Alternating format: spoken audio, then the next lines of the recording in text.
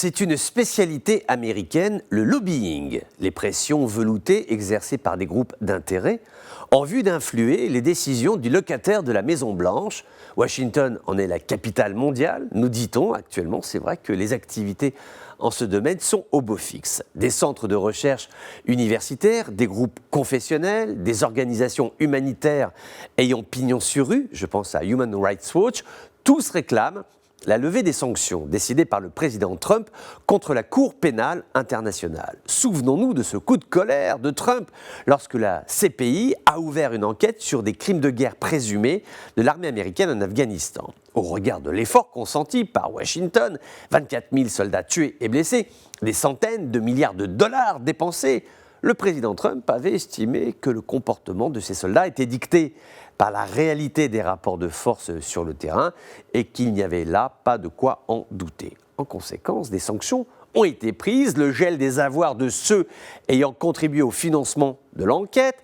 La procureure générale de la CPI, Fatou Bensouda, s'est vue interdite de séjour sur le territoire américain. Idem pour son adjoint Fakiso Mochochoko. L'enjeu du débat ne se limite pas au théâtre afghan. La Palestine est aussi concernée. La CPI s'est déclarée compétente pour enquêter sur des faits qui pourraient relever de crimes de guerre. Le Premier ministre israélien ne veut pas en entendre parler. Benjamin Netanyahou aurait abordé cette question lors d'un entretien téléphonique avec le président Biden qui est à la croisée des chemins.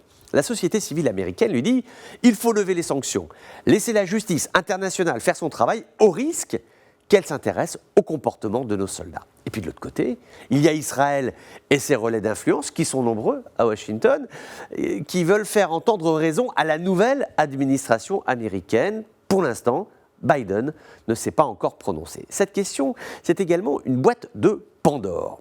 La définition d'un crime de guerre est une violation des règles d'engagement militaire. Cela porte donc sur les dommages collatéraux qui touchent les civils, les exécutions sommaires, les prisonniers, les déplacements de population, etc. Une guerre n'étant jamais propre, ces lois visent en fait à fixer les limites de l'acceptable. Parlons de boîte de Pandore, car nombre de puissances ont déployé des troupes à l'étranger. Avant, une erreur de tir, c'était une bavure.